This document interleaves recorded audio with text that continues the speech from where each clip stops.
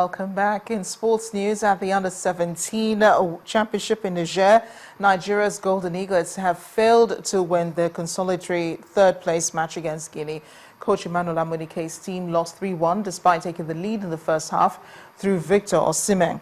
Both teams played out a 1-1 draw when they clashed in the group phase of the competition and will feature at the FIFA Under-17 World Cup in Chile in October.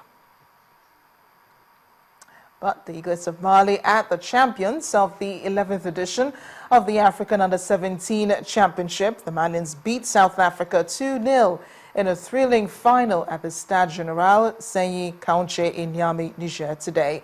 Both sides kept their unbeaten record till the final and justified their quality by entertaining spectators with dazzling youthful skills. Jose Mourinho has won his first trophy since returning to Chelsea as his team beat Tottenham 2-0 in the League Cup final at Wembley. Captain John Terry fired the Premier League leaders ahead when Spurs failed to clear a corner. The Blues extended their lead when Spurs defender Kyle Walker diverted Diego Costa's shot into his own net. Spurs rarely threatened a fight back as Chelsea went on to win this season's first silverware. But a set piece again. Tottenham failed to clear it away. Right place, right time, John Terry. How many times have we said that over the years? Deflection as well, past Lloris. Tottenham actually flick it on. No Chelsea player there at the near post. They're all in the middle. Fabregas has got a bit of room here, and that could spell trouble. This is Diego Costa. First chance, and a deflection takes it in! Delight for Diego Costa! And it is a long, long way back for Tottenham now. Brilliant. The way he pulled off the centre-half to open the goal up for himself. The way he took it in his stride, his first touch. Yes, he gets a little bit of luck with a deflection. Watch his run. He goes in there to create the space for himself. And he's left one-on-one. Little deflection. He'll try and claim that, and rightly so as a centre-forward. I would.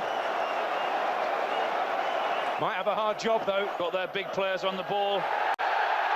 Jose Mourinho's love affair with this competition continues. It is yet... In the English Premier League, Liverpool put a dent on Manchester City's title defence as he scored a stunner in Liverpool's 2-1 win at Anfield today.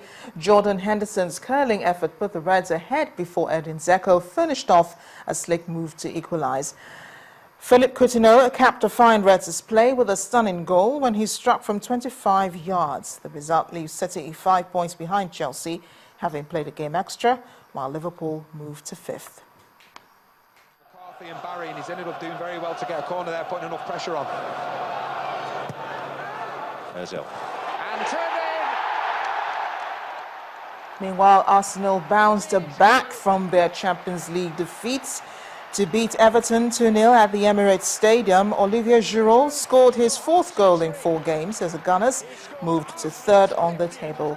Thomas Rosicky sealed victory with a shot that was deflected past keeper Tim Howard by the unlucky Phil Yagleka. Because watch Giroud here.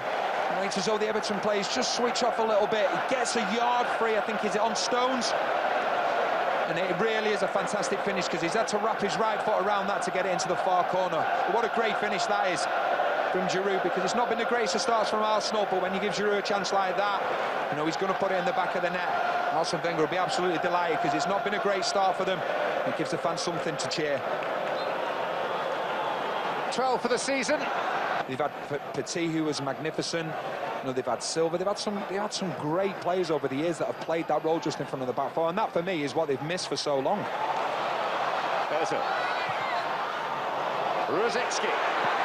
Good hit, deflected it in. That may be the moment.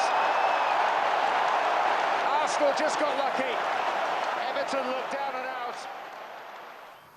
And in cricket, England slipped to a 3rd humiliating defeat in 4 World Cup games as Sri Lanka comfortably chased a 310 to win by 9 wickets in Wellington. Lahiru Tirimani hit an unbeaten 139 and Kumar Sangakkara 116. not out to seal victory with 16 balls to spare. England will now have to win their final 2 games against Bangladesh and Afghanistan to avoid elimination.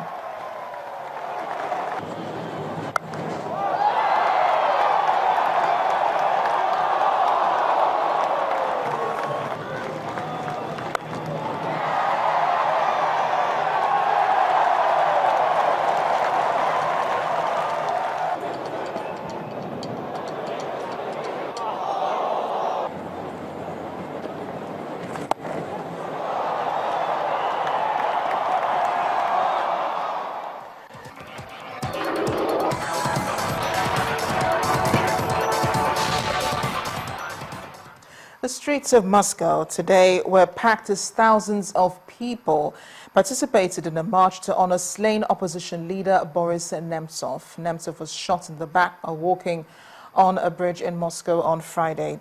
An estimated 50,000 people were reportedly carrying posters with his picture, waving flags and carrying flowers to lay at the scene of his killing. Russia's investigative committee says it will be looking into a number of possible motives for his murder. They've offered a 3 million ruble reward for information leading to the killers. And the United Nations Children's Agency, UNICEF, confirms that the 89 children abducted from a school in the Upper Nile state in Sudan have forced it to become child soldiers. A country that South Sudan is in a state of civil war following clashes between loyalists of President Salva Kiir and those of former Vice President Riek Machar. The UN is convinced both sides have been recruiting child soldiers to help with the war. So far, it says an estimated 12,000 children were used as child soldiers across Sudan last year. They fear that more children will be abducted from schools to fight in the war. 3 countries are participating in a new trial method of tracking planes. Australia, Indonesia and Malaysia are trying out a system that enables planes to be tracked every 15 minutes. That's an increase on the current 30 to 40 minutes. The trial comes almost a year since MH370 disappeared. Australia's Transport Minister says the new system is the world's first, and though it would be a big help, would not necessarily solve the mystery of MH370. The trial will begin in the Australian city of Brisbane before being extended to Indonesia and Malaysia. Investigators searching for MH370 are focusing, meanwhile, on an area on the Indian Ocean off the coast of Western Australia. It's not just Australia has air traffic management responsibilities for 11% of the globe. A lot of that is ocean. And so we have a particular interest in being able to track effectively and reliably the aircraft moving in our region. This is a big step forward. It's not just changing things. It is going to make, I think, the monitoring of aircraft over these oceanic areas much more effective. And as a consequence of that, if there were to be some sort of a problem, we're going to have a much better idea of where to start the search and rescue operation. In other words, we'll have a datum very close to where the aircraft ran into trouble, which of course is in marked contrast to MH370, where the last known position was in the Malacca Straits. And the main news again. The People's Democratic Party, the PDP, today demanded the prosecution of General Muhammadu Buhari by the International Criminal Court for alleged post-election crimes, but the APC, in a swift reaction, dismissed the call as a sign of unpreparedness by PDP for the 2015 presidential elections. And it was a pathetic sight at the Oko-Oba abattoir as residents lamented the poor sanitary condition around the area, asking government to do something about improving the environment to enable residents live better. That's the news at 10 tonight. Thank you for watching. I am Amarachi Ubani. Coming up next is a repeat episode of Saturday's edition of Nigeria 2015. You don't want to miss it. Thanks for watching. Have a great night and enjoy your week ahead.